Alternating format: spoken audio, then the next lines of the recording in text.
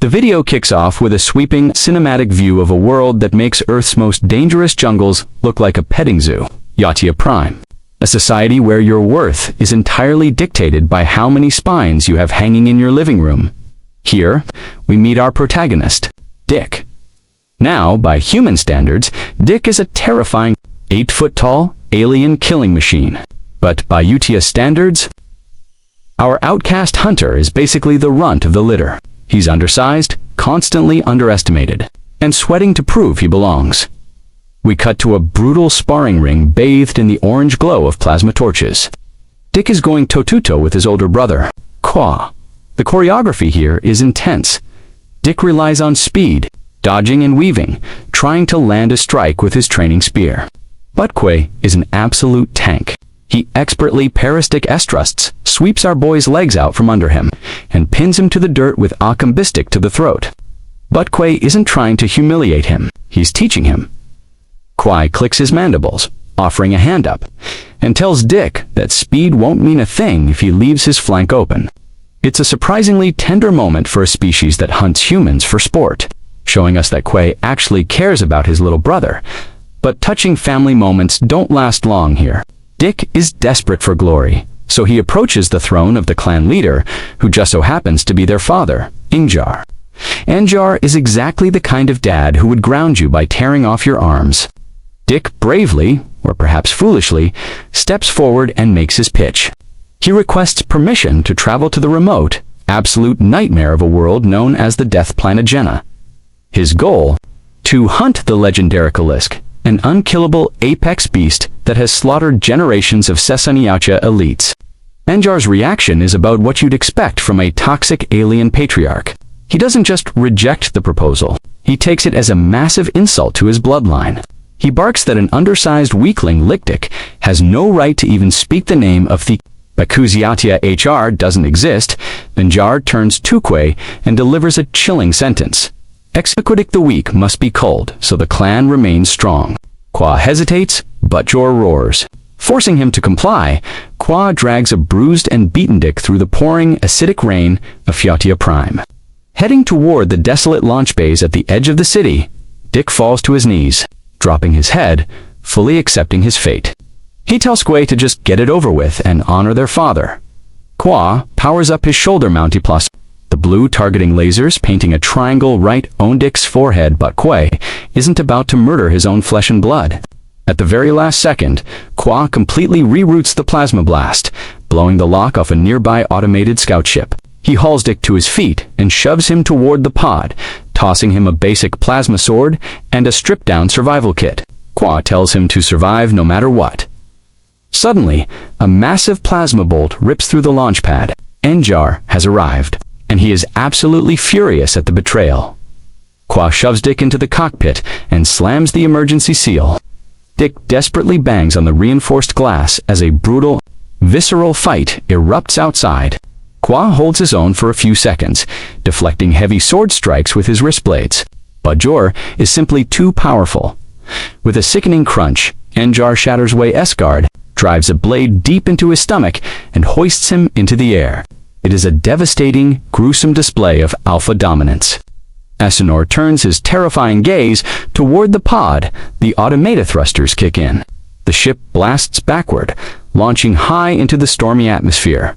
Of Yautja Prime, muted agony inside the soundproof cockpit, completely helpless as he watches his brother's mutilated body shrink into the distance. He has survived, but at a terrible cost. Now, completely alone, stripped of his clan, his family, and almost all his advanced weaponry, our outcast hunter is hurtling through the cold void of space, heading straight for a planet that is going to make his father look completely harmless. We open with a literal fireball screaming through the upper atmosphere, Genna, and, let's just say, this place does not look welcoming. Inside the pod, alarms are blaring and frantic. Glowing Yautja text, casting a blood-red light over our protagonist. He is desperately wrestling with the controls. But remember, this is a basic automated scout ship. It was never built to navigate a crash landing into a hyperdense alien jungle. With a sickening crunch, the ship clips the massive bone-like branch of a megatree, spins completely out of control and plows directly into the muddy, unforgiving soil below. He's bruised, battered, and his onboard GPS navigation is completely fried. Welcome to Genna, a planet that looks like James Cameron's Pandora if it went through a brutal heavy metal phase. Our outcast hunter staggers to his feet, trying to shake off the concussive force of the crash and assess the situation. He opens his stripped-down survival kit to see what he has to work with. But before he can even catalog his meager supplies, the local flora decides it wants an afternoon snack.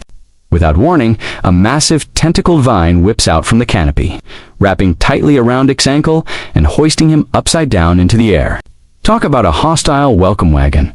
Dick thrashes, but 3 more vines shoot out from the shadows, binding his wrists and pinning him flat against a predatory tree trunk. The subtext here is painfully clear. Back on Yautja Prime, Dick was considered a weakling compared to his peers. Here on Genna, he's just prime protein. The vines constrict with immense pressure, and we hear the sickening metallic crack of his armor plating. As he struggles, a particularly thick vine wraps directly around his primary weapon rack, snapping it clean off his back and dragging his advanced gear into the dark undergrowth, crushing it into useless scrap metal. With a desperate, agonizing flex of his raw muscles, he tears himself free and crashes heavily back to the forest floor. Most of his high-tech Yautja weaponry is gone, entirely swallowed by the predatory ecosystem. But wait, the nightmare gets worse.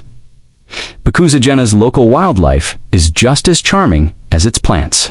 This lovely local inhabitant isn't here to make friends. It opens its horrific maw and lets loose a stream of highly concentrated, sizzling acid. Dick barely rolls out of the way, the acid splashing onto a massive boulder right behind him and melting the solid stone into a boiling, ash-smoking sludge in a matter of seconds. He's cornered, bleeding, and stripped of his high-tech toys. But our outcast hunter isn't dead yet. He reaches down to his belt and grabs the one weapon Way managed to smuggle to him, a basic, unadorned plasma sword handle. The acid beast leaps clean over the rotted log, its jaws wide open and ready to finish the job. Showing some incredible combat instincts, Dick slides directly underneath the leaping beast in the slick mud, using its own momentum against it, and drives the plasma blade straight upward into its soft underbelly. The beast crashes to the dirt, dead, but Dick is absolutely spent. He deactivates the blade and collapses against a nearby tree trunk to catch his breath. He's completely isolated. His armor is half melted, and he has 0 tech support coming from his clan. If he's going to survive long enough to track down Lesk, he can't rely on advanced Yautja technology anymore. He is going to have to rely on pure, unadulterated survival instincts. But just as he sits there, nursing his fresh wounds in the dark, a strange, rhythmic, metallic clicking sound echoes from a nearby ridge. Throwing a massive wrench into his survival plans, we pick up exactly where we left off, following that strange, rhythmic clicking sound echoing through the damp, toxic jungle. Our protagonist stealthily navigates his way toward a treacherous new biome, a dense field of hypersensitive spike. These things are biological tripwires. Step too heavily, and they violently explode, launching armor-piercing shrapnel in a deadly 360-degree radius. Dick, proving he isn't just a brainless brawler, goes full ninja. He moves with a calculated grace that perfectly contrasts the brutal brawling we saw in the first chapter. Demonstrating why he relies on agility over brute strength, he clears the organic minefield and reaches the top of a muddy ridge. And what he sees is both familiar and totally unexpected for an uncharted death world. It's a heavily armed scientific expedition camp, and a quick glance at a half-melted cargo container reveals the infamous winged logo of the Weyland-Yutani Corporation. Because honestly, if there's a terrible, isolated planet with horrifying monsters, you know the building better worlds. The company is going to be there trying to aggressively monetize it. Dick investigates the carnage. The corporate mercenaries and scientists aren't just dead. They've been utterly dismantled by a predator much larger and significantly angrier than anything Dick has ever faced. Among the ruin, he finds massive 3-toed footprints pressed deep into the blood-soaked mud. He's finally on the right track. Suddenly, that metallic clicking sound gets much louder. Dick ignites his plasma blade, ready for a fight, and kicks over a piece of smoking metallic debris. This isn't a human survivor, though. It's TA, a highly sophisticated Weyland-Yutani synthetic android. And when I say she's seen better days, I mean she has literally been violently torn in half right at the waist. She is dragging her upper torso through the mud, leaking milky white synthetic fluid from severed hydraulic lines, her internal processors sparking and glitching out. Despite missing her entire lower half, her advanced cognitive unit is still very much online. Thea looks up at our towering alien hunter and calmly introduces herself, informing him with a bizarrely pleasant, unwavering customer service cadence that her expedition suffered a catastrophic failure and requesting immediate medical evacuation. Dick stares at her, tilting his heavy, dreadlocked head. He doesn't speak English, but his mask's built-in translator, one of the few pieces of tech Aquay gave him that actually survived the crash feeds the general gist directly into his auditory receptors. Now, here is where the subtext gets brilliant. The strict, unyielding U2 honor code expressly forbids hunting a true target with a partner. If you have help, the kill is invalid, and you remain an outcast. But Thea isn't alive. She doesn't have a soul or a beating heart. She's a machine. To Dick, she's essentially an overly talkative, highly advanced piece of equipment. Sensing the alien's hesitation, Thea suddenly projects a highly detailed 3D holographic map from her optical sensors, flawlessly overlaying Thecalis's escape route, thermal decay tracks, and local atmospheric hazards. Our outcast hunter's mandibles click in pure satisfaction. He has just found the ultimate Dick powers down his plasma sword and effortlessly hoists Thea's severed torso out of the mud by the collar of her uniform. Thea politely protests the rough handling, warning him that her structural integrity is heavily compromised. But Dick completely ignores her complaints. He effectively turns the highly sophisticated Elle Fanning android into the universe's most macabre, high-tech backpack. Thea, logically processing that this terrifying alien isn't going to kill her, but is instead utilizing her as a biological accessory, quickly adapts her programming. She realizes her best chance at survival is to make herself indispensable to him.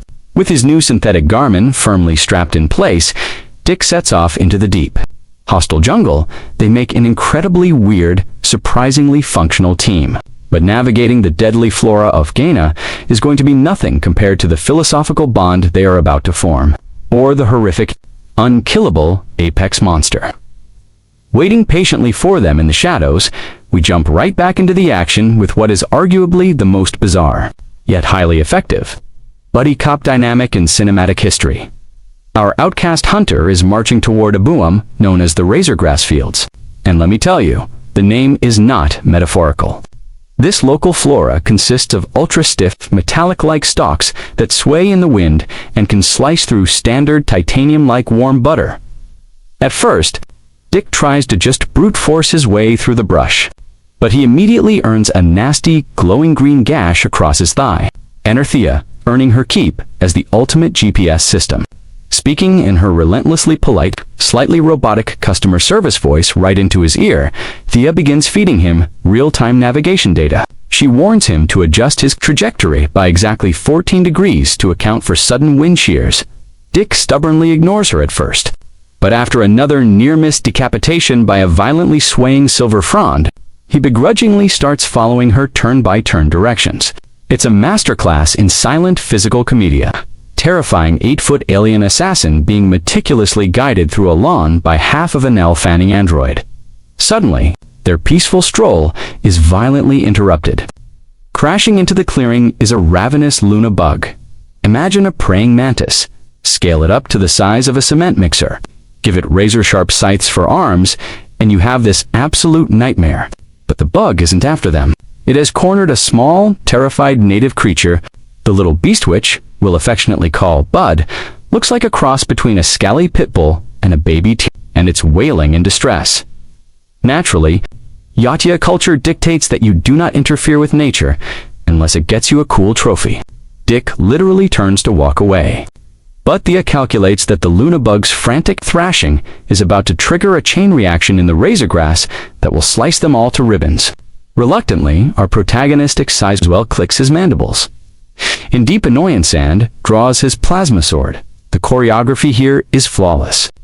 The bug slams its massive claws down, Budadek uses his incredible agility to vault off the creature's own knee joint, launching himself into the air. He spins, deflecting a secondary strike with his heavily dented wrist, bracer sparks flying everywhere and brings the crackling blue plasma blade down in a brutal, two-handed decapitation strike.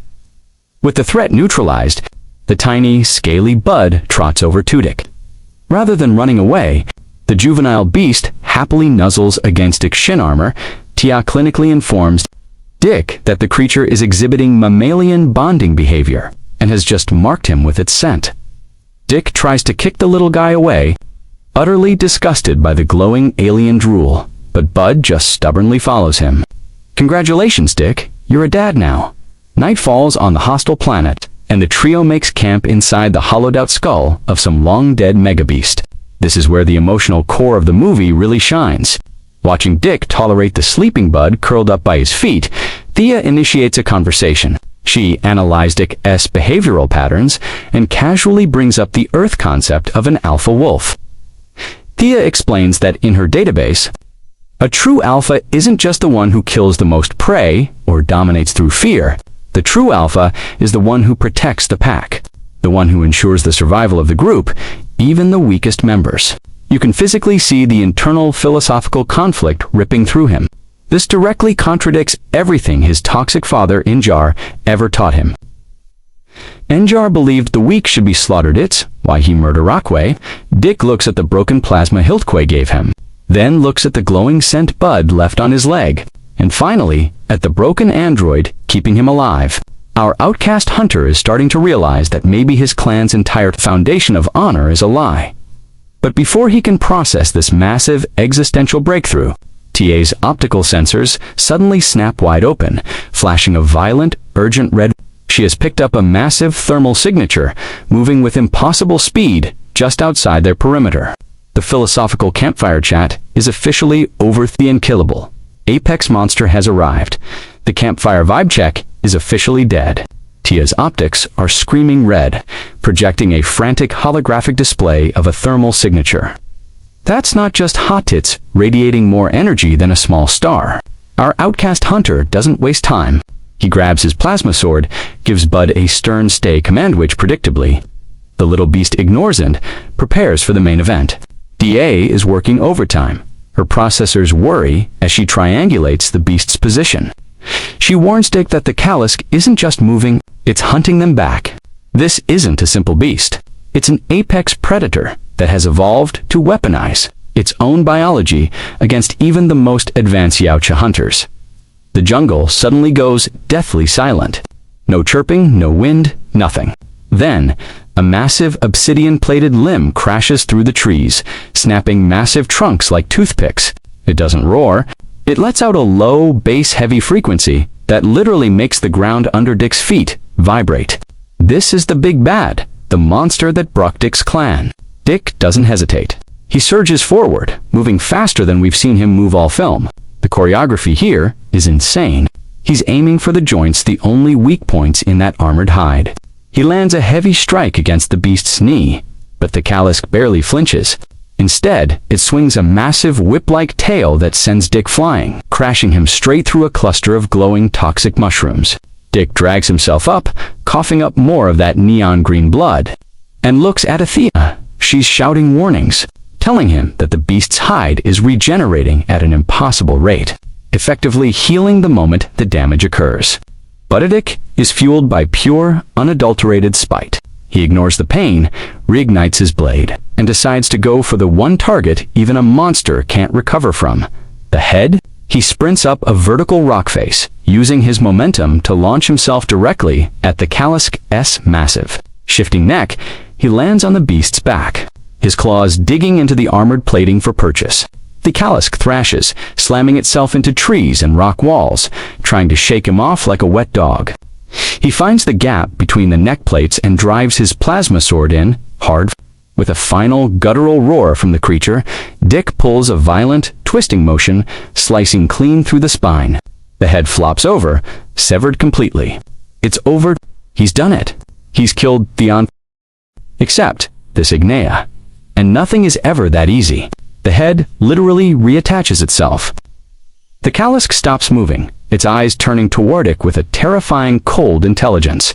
It doesn't charge. It simply looks at him, then shifts its gaze down to the ground. Bud has trotted out from the bushes, whimpering and nuzzling against the Kalisk's massive leg. The monster pauses. It recognizes the scent on the little creature, the same scent that's all over Dick. It's not just a hunter. It's a mother, and Bud is its offspring. It could crush him. It could tear him into confetti.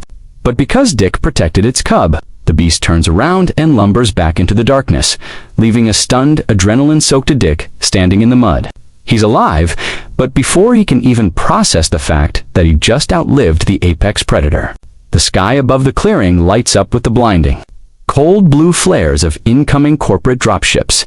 Weyland-Yutani isn't here to study the local life. They're here to harvest it, and they've just turned their sights on the prize. And our outcast hunter before our protagonistic can even fully process the fact that he just successfully bonded with an unkillable apex monster. The blinding blue thrusters off Weyland-Yutani dropships completely wash out the jungle canopy. The company has arrived, and true to form, they are completely uninterested in respecting local ecology or ancient alien honor codes. Heavily armored mercenaries fast rope into the clearing, their visors glowing an ominous tactical red. But these aren't your standard grunts with pulse rifles. Weyland-Yutani has clearly done their homework on Genna's wildlife. Instead of traditional ballistics, which would just mildly annoy Thekalisk, Themerics are packing stolen, highly experimental cryogenic weaponry. They immediately open fire, unleashing absolute zero blasts that freeze the surrounding moisture in the air. The adult Kalisk, weakened from the fight, and instinctively moving to shield the juvenile Bud, takes a direct hit to its armored flank.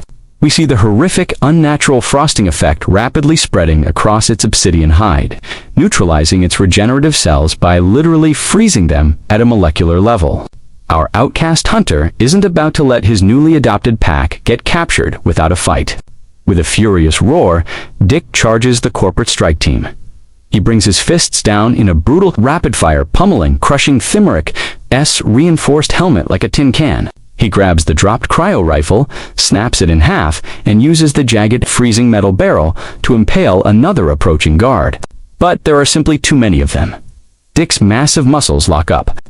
You can see the sheer agony in his eyes behind his fractured mask as his joints freeze completely solid. He crashes heavily to the ground, fully paralyzed. As the strike team successfully secures massive containment, nets around both him and the dormant collie's K-Dot, we snap cut to the blinding, sterile white lights of a state-of-their-Weyland-Yutani secure facility. The contrast between the dirty, organic jungle and this cold, clinical corporate nightmare is jarring. In a massive, heavily reinforced cryogenic silo, right next to him is the frozen Kalisk. The hydraulic doors to the lab hiss open, and in walks Elle Fanning. But wait, this isn't our trusty synthetic backpack. Tessa is the exact same model, but her demeanor is completely devoid of the quirky customer service warmth developed. She exudes ruthless corporate efficiency. Strolling up to Dick's table, Tessa casually taps on Ada Topid, completely unbothered by the 8-foot alien death machine thrashing weakly against the mag. She monologues her brilliant corporate agenda to him, explaining that the Kalisk's regenerative cells are the holy grail of biology. Synthesizing them will effectively unlock human immortality, making the company trillions. But Tessa isn't alone. On a diagnostic workbench across the room, the battered, severed upper torso of Thea has been brutally plugged into a wall. Off hard lines and data Tessa approaches her sister model with absolute disgust. She interrogates Tisha, demanding to know why $1 million piece of Weyland-Yutani hardware would assist a hostile alien specimen. In a beautifully acted, emotionally charged moment from Elle Fanning, Thea explains the concept of the Alpha, stating that Dick protects his pack, unlike the company, which only consumes and destroys. Tessa's face remains perfectly stoic, as she coldly diagnoses this newfound empathy as a catastrophic software malfunction. Without a second thought, Tessa schedules Estia for a complete memory wipe and permanent physical deactivation, ordering 2 heavily armed technicians to begin the disassembly before turning on her heel and leaving the lab to prepare for Thekalisk cell extraction. The technicians power up their laser cutters, making a morbid joke about scrapping Thea for spare parts. but they grossly underestimate the willpower of a machine that has learned the meaning of loyalty. Thea violently surges power through the diagnostic, intentionally short-circuiting the main lab mainframe. The lights in the entire facility instantly drop into a pulsing emergency red. With a deafening mechanical clank, the magnetic clamps holding Dick to the operating table instantly disengage. The two technicians don't even have time to turn around before our outcast hunter is off the table. It is raw, unadulterated vengeance. Dick strides over to the workbench, scoops up Thea's battered torso, and secures her back onto his shoulders with a thick medical restraint strap. The alarm klaxons are blaring. The facility is on total lockdown, and Weyland-Yutani is about to find out exactly why you never corner Yautja and his pack. Asterisk. With Weyland-Yutani facilities, emergency klaxons, screaming, and the sterile white hallways flashing a violent strobing red, our protagonistic is officially off the leash. He has Thea's severed, glitching torso securely strapped to his back once again. And he is not looking for the exit. He is looking for his pack. Corporate security forces flood the corridor, armed to the teeth with pulse rifles and cryo-launchers, but they are severely underestimating an angry Yautja, who has absolutely nothing left to lose. The choreography here is beautifully brutal. Thea, tapping into the facility's local intranet through a stolen Security card, she managed to hack feeds Dick real-time tactical readouts, warning him of approaching blind spot. Ambushes before Themrix even turn the corners, they smash through a reinforced bulkhead into the main containment hangar. And what they find completely turns the tide. Young Bud hasn't just been sitting quietly in a cage.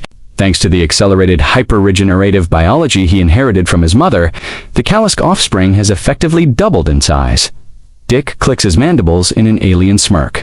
The Alpha and his pup are reunited. But Dick remembers the ultimate lesson of the Alpha. You protect the whole pack. Within seconds, the thick, ice-binding the Unkillable apex monster cracks and shatters. The adult Kalisk steps out, shakes off the remaining frost, and lets out a deafening, bass-heavy roar that literally shatters the reinforced glass of the observation deck above. What ensues is pure, unadulterated cinematic chaos. It's a three-way blood-soaked battle. The heavily armed Weyland-Yutani forces are completely overwhelmed as the adult Kalisk begins treating armored mercenaries like chew toys. But just as it seems, our outcast hunter has won the day. The massive reinforced hangar doors grind open, revealing the company's final desperate countermeasure.